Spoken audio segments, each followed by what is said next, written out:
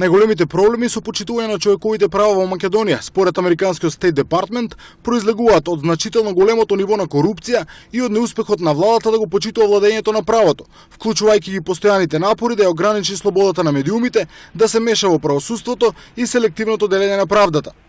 Политичката вмешаност, прекршувањето на правото на јавен судски процес и корупцијата се карактеристики на македонскиот судски систем.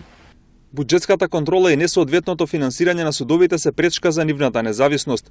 Организациите за човекови права и адвокатите на одбраната сметаат дека нетранспарентните, односно затворените судски процеси од висок профил доведуваат до намалување на довербата на јавноста во судовите, особено кај албанската популација, како на пример во случајот Монструм, во кој некои судски рочишта беа затворени за јавноста, а 6 лица се осудени на доживотен затвор. Во областа на слободата на медиумите, State Departmentот забележува дека поединци или организации блиски до владата ги поседуваат речиси сите мејнстрим медиуми. Мал број независни медиуми ги одразуваат и објавуваат мислењата без ограничување. Медиумските извештаи и известувањето генерално е поделено на етнички и политички линии. Бидејќи владата е најголем рекламен клиент во земјата, многу медиуми финансиски се зависни од владините пари и избегнуваат да ја критикуваат власта. Приватните медиуми тврдат дека постојано добиваат повици од високи представници на владата кои диктираат како и зашто да се известува.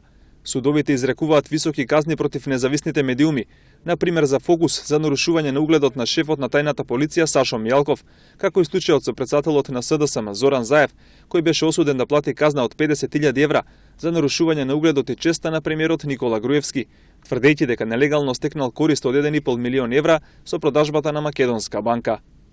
Како особено чувствителни случаи се споменуваат и судскиот процес против новинарот Томислав Кежаровски, председателот на Советот на општина Центар Мирослав Шиповиќ, докторот Зоран Ставрич, додека истовремено се наведува дека јавниот обвинител во јуни минатата година објави дека нема да го гони премиерот Груевски по поднесената пријава од председателот на СДСМ за случајот со Македонска банка, со изговор дека нема доволно докази.